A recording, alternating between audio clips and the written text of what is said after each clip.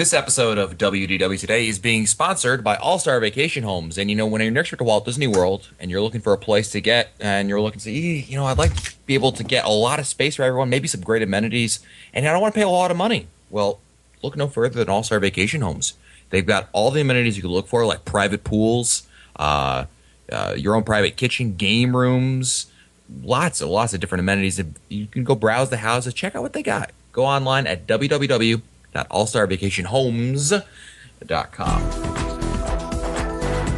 This is Walt Disney World Today. Give us 5 minutes and we'll give you the world. It's Friday, May 28th, 2010, and this is episode 726 of WDW Today. I'm Matt Hochberg of StudioCentral.com. Joining me on today's show is Mike Scopa, a senior feature writer and blogger for allears.net. Welcome, Mike. My voice may not be so marvelous, but my profile is out of this world. Maybe I should have said that with an accent. Maybe that would have been a clue. Nah, it's not going to help. France? That can help. No, Tiki Room. Tiki Room. Wow. The man. Yeah, My man. Wow, shot clock winding down, and you reached back and got it one. Nice. Joining us on today's show is the aforementioned Len Testa, co-author of the Unofficial Guide to Walt Disney World, which, of course, is at touringplans.com. Welcome to the show, Len. Thanks, Matt. And today I accomplished something that few people have ever accomplished in an office environment. I silently and slowly did the entire Hokey Pokey while in a meeting without anyone noticing what I was doing. You did not. I had to get up and pretend like I was stretching every few minutes. Turn around. You have no idea what the meeting was about, do you? No idea what the hell I was doing there. Whatever. You just joined a meeting so you could do this. This explains a few of the podcast episodes you've been on. If you excuse me, I have to shake it all about now. Moving on. Also on today's show is Mike Newell of Mouse World Radio. Welcome to the show, Mike. Moving on. Let's go. Also joining us is the fabulous Annette Owens, a manager of customer relations and group services for MEI and Mouse Fan Travel. Welcome, Annette. Hey, what do you think? We're all here. That's pretty cool. I know. Wow. The stars have aligned. And we have a special guest, in fact, today. Not only do you get the whole gang, you get also a special guest, and it's one of our favorite listeners, Kimberly Knight from Maryland. Welcome to the show, Kim. Hi, everyone. And today's topic is a little unique. We've talked about solo touring before, but today's topic was inspired, I think, by one of our listeners. They sent us an email. I couldn't find it, but the idea resonated, and whoever it is, thank you. But going to solo Walt Disney World is something that we've kind of talked about in the past. But not only is there a challenge for the people who have never gone solo before, but what about when you're factoring in group events? Certainly, this podcast we do. Some annual events at different times of the year, and other podcasts and other websites have their events throughout the year. And a lot of times people will see these events. It's like, I'd really love to go to it. And it's okay if you're there, with your family, with your spouse or a brother or something like that, and you can say to yourself, okay, well, I've got someone to be with, so I always have an out. But going solo is a little more daunting. It's a little more challenging, I think. And Kim is someone that has really traversed that. Someone that we met you, Kim, at Reunion 2009 the first time, right? Yes, I think so, yeah. Yep, and you've attended Reunion 2009. You've attended Tent Fest as well, and so we brought you on, Kim, to talk about your experiences going solo to these group events, because I think there are lots of people out there who are interested in coming to these group events, but they are solo and they're a little, they're a little afraid of it because they're a little, they're shy. It's not the easiest thing in the world to do. So, Kim, let's go back to Reunion 2009. Tell us about the decision that you made to go solo for that trip. I guess part of it was there were a couple of different groups that were going to be there for, post Mouse Fest, and I really wanted to go. And as I'm sure a lot of people experience, I'm the Disney nut in my outside friend sort of land. So I'm the person who is on boards and in groups and on Facebook and have all these Disney friends, but a lot of my other friends and the rest of my life don't, want to talk about Fantasmic at 10 o'clock at night with me. So I figured that I might as well jump in. I had a couple of people that I knew that were going to be at Disney that weekend.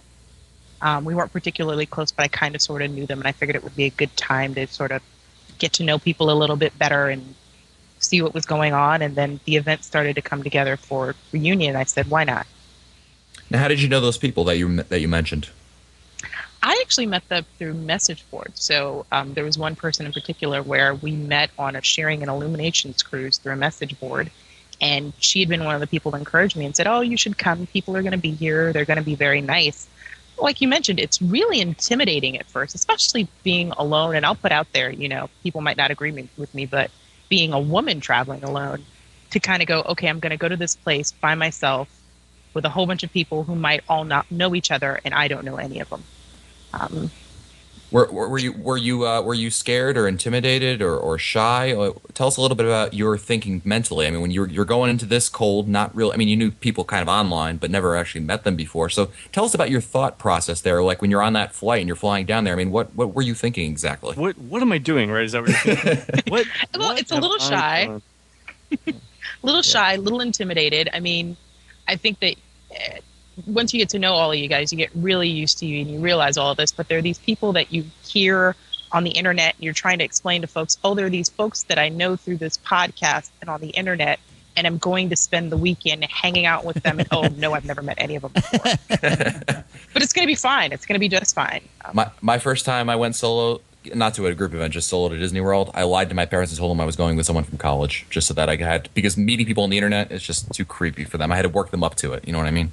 So. It sounds weird. And it sounds weird to the people that you sort of consider friends, but you've never quite met them. It just seems really strange to most folks. So I didn't get into a lot of conversations necessarily about what I was doing. I just kind of said, oh, yeah, I'm going down and meeting friends. And that'll be it. Meet some people I met on the internet. What could possibly go wrong? Yeah, we're meeting at a bar. I'll meet every 2 hours. Exactly. Never mind. I'll call you every 2 hours if you don't hear back from me by 9 o'clock. Yeah. You're joking, but I think that's a great way if you're coming down to some of these things to get to know some people that are going to be there, though, because it's easier if you have at least a person that you're going to meet up with, or there's going to be there meet that you can at least meet face to face after chatting with, versus not knowing anybody or having any kind of connection. Absolutely. Yeah. I also think even over the last couple of months, this whole world, at least for me, has changed, and I think it's getting bigger, and it's a lot easier to jump in. At least I'm more aware of how easy it is to jump in now than I ever was before. I think in the beginning. You mean the online community that you're associating with is getting larger? Yeah. I just think that Twitter, shock of all shocks, has transformed how easy it is to do this. Where if I had been on Twitter first, it would have been no intimidation whatsoever, or maybe a little bit of an intimidation, but it wouldn't have been the same. But I came in December and met some folks, and I, kind of stepped in, and there's some people who were just really friendly. And then that just kind of reminded me that this Disney universe that we're in, there's just a lot of really nice people who just want to share what makes them really happy with other folks. And it was very easy. Sure. Scopa, now you've been dealing with these issues, not yourself, but helping others with them both during Reunion and even going back to the Mouse Fest days, and as well as you've been associated with some other group meets in Walt Disney World with some of the other sites you'd been a part of over the years. Talk to us about what you tell people who are a little, want to come down, but, understandably they're a little cautious about it, going solo. Yeah, actually, Matt, I remember writing an article about this maybe about 8 or 9 years ago, and saying how it's like anything else. You need to, as Kim mentioned, being a woman, she had to be very careful about. And it doesn't matter what gender you are, you never know what's going to happen. So you need to have a comfort level. And I think that the social media that's surrounding us these days, the internet social media world, is just one of those areas that helps us break the ice. And I think that one of the things that we have all learned to do is to slowly get comfortable with screen names, and then establish a relationship.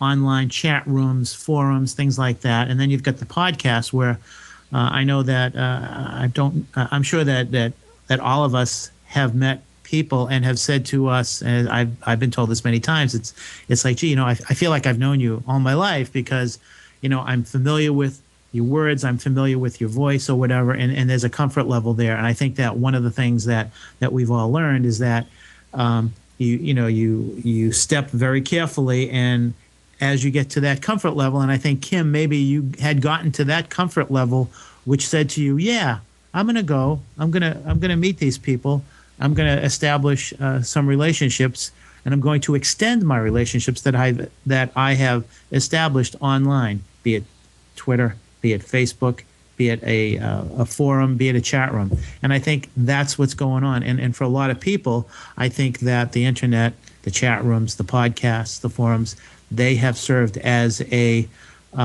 bridge to making those relationships. Yeah, great point, Mike. I think you brought up some really good things there. And, you talked about social networking. And, Kim, you mentioned Twitter before.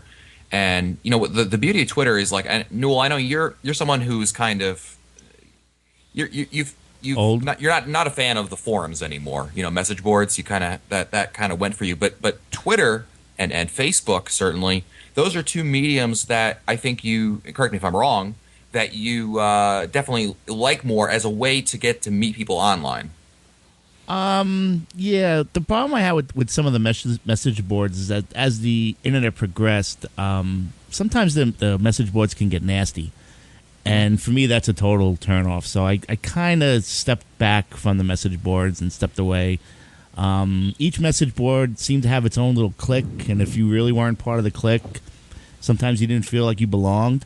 Whereas Twitter, because of the 140 character capability, there's not much room for that. There's not much room for the hate, and there's not much room for all the clickiness. So you kind of, you choose to follow who you want to follow, which is good, because if I don't like what somebody's saying, I just drop them. But I follow who I like, and I follow who I want to hear from, and that's how I get to I get all that information that I need from that. It's really quick, it's really instant, and it's not like the old message boards. Sure. Now, Kim, we were speaking again, staying on the topic of Twitter and social networking. What would be some of your advice to people who said, "Okay, this sounds pretty good. I'd like to be able to, to get to know some people before the next group event that may be coming down the pipeline." So, if you're on, let's say, Twitter, for example, because I know you're a big fan of that, what would be some advice for you to get the conversation going if you are on Twitter and want to involve yourself a little bit more in the Disney Internet community? I think part of it depends on how comfortable you are with Twitter. Amazingly, 2 months ago, 3 months ago, I wasn't at Twitter much at all. I had gotten my handle and did nothing with it for probably a year and a half. Mm-hmm. And then at Reunion, actually at Tent Fest, I heard Kidani, Katie, and a couple other people saying, "Oh, well, I'm on Twitter so much, I don't even go on Facebook as much anymore. I don't really like it as much." And I'm like, oh my God, these guys are crazy. And I really liked them before this. What am I going to do? Because I think they're almost my friends. And then I got onto Twitter, and it really is, it's not like Facebook. It's not like message boards. The expectation is that it's okay to jump in. And that would be the biggest thing that I would let folks know, is that private conversations in the Twitter universe happen in direct messages. There are no private conversations.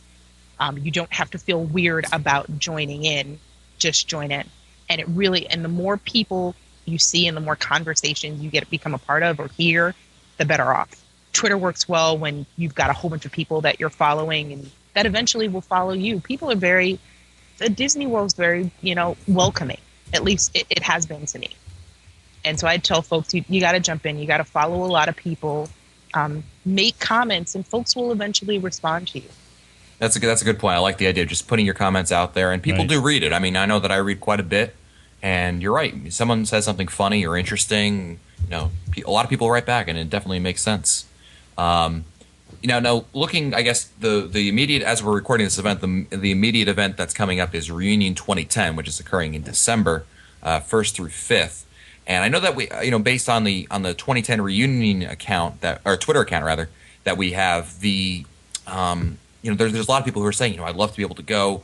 I'm interested in going, but again, haven't been to a group event like this before. What advice do you give to people, Kim, based on your own personal experience, that if they're saying, I'm interested in going, I'm not sure about it yet because I'd be going alone, or it's my first trip to one of these group events regardless, so it's one or the other. based on your experience, what would you tell those sort of people in terms of figuring out if an event like Reunion is right for them? I'd say if first things first, you don't have to do anything you don't want to do. So there's a schedule up there. Look for the things that you think you're interested in. And just kind of play it by ear in terms of actually coming. So I knew that I was going to be at some events for WDW today, some events for some other groups. And if I didn't want to do any of that, it's Walt Disney World. You're still at Walt Disney World for a trip. And you have a wonderful fallback plan. So that's your safety net. Safety net at the end of the day. You know, if you don't care for anyone, you can go ride Pirates and you'll be fine. And or if you don't like Pirates, whatever you like, and you'll be okay. I would say start looking at who's following the Reunion account on Twitter if you want to go ahead and do it that way. I think that's a great way to sort of get set up. Facebook can be a little different because people interact with their family and friends. And so sometimes it's a little harder to get to know people there. Twitter is a great way to slowly begin to see personalities. And I know a lot of people, you know, they lurk. They look at conversations for a while before joining in. Absolutely. I mean, take a look and see what people are doing. But if it was me, I would look at who's following the 2010 Reunion account. I'd follow all of those people. That's Annette, what I would do. Mm-hmm. Annette, when we're talking about solo trips, I mean, are there resorts that you think lend themselves to being a better choice for someone going solo, be it at even Reunion or even just in general? I mean, when someone calls you up at one of your clients and says, you know, I'm interested in going solo to Walt Disney World, is there a resort or two that you might recommend specifically because they're going solo? Not really, because you try to get the resort that fits their personality and their needs. I can say that a lot of times if we have women that are wanting to go solo, they're looking for that inside entrance into that hotel room. They don't want to be entering in. So a lot of times they're looking deluxe because they want to go into a building. They just feel a little more secure. They also don't want to be on the bottom floor. I know every time I go to, say, Pop, it took me 3 different tries to convince them that I wanted to be on the second floor, not the first. Don't ask me why I feel safer on the second floor, but I do. It doesn't really matter. It doesn't it's all matter. about what makes you feel safe. It doesn't matter. Exactly. So, a lot of times it's just about what makes the client feel safer traveling by themselves.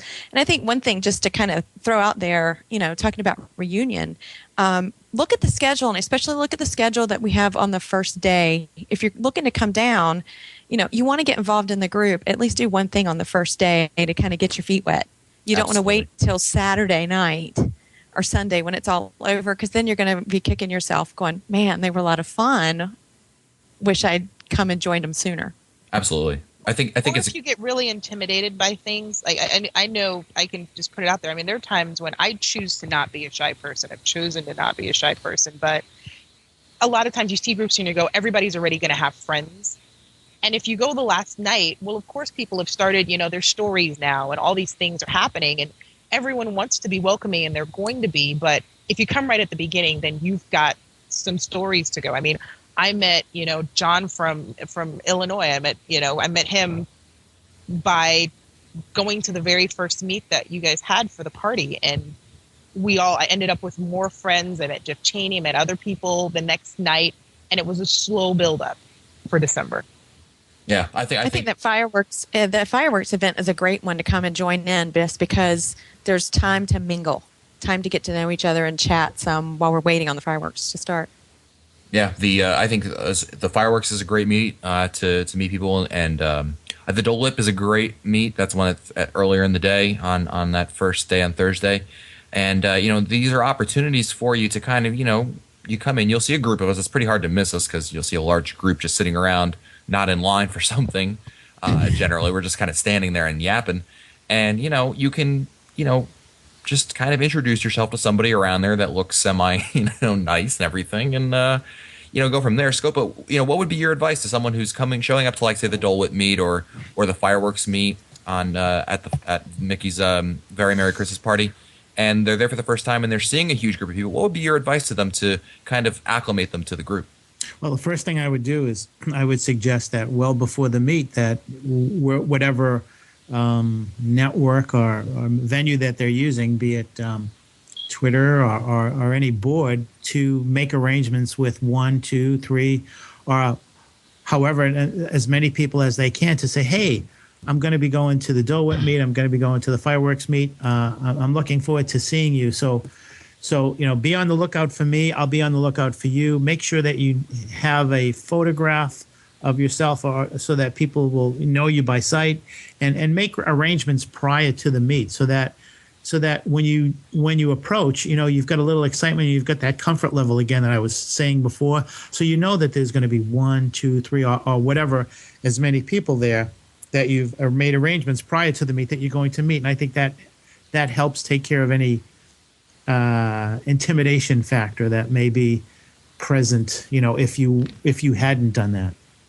Absolutely. If you went online and just said, I'm really nervous about reunion, and just kind of put it out and even put it to the 2010 reunion account, and they retweeted it and said, I'm kind of nervous, I'm not going to know anyone, I promise you there are going to be people who say, oh my goodness, don't be nervous, you can meet us at, or you can join our group. That's just sort of the way it works. Yeah, you're right about that. I mean, in a smaller microcosm of all that, this past weekend, I was at Fantasmic with Becky Menken of MEI and Mouse Fan Travel, and we were tweeting that we were going over there, and Dennis Dunkman was there as well, and a few others, and someone who I never met before, who I know is a listener of the show. His Twitter name was WWStevieB. I'm sure, Kim, you recognize the name.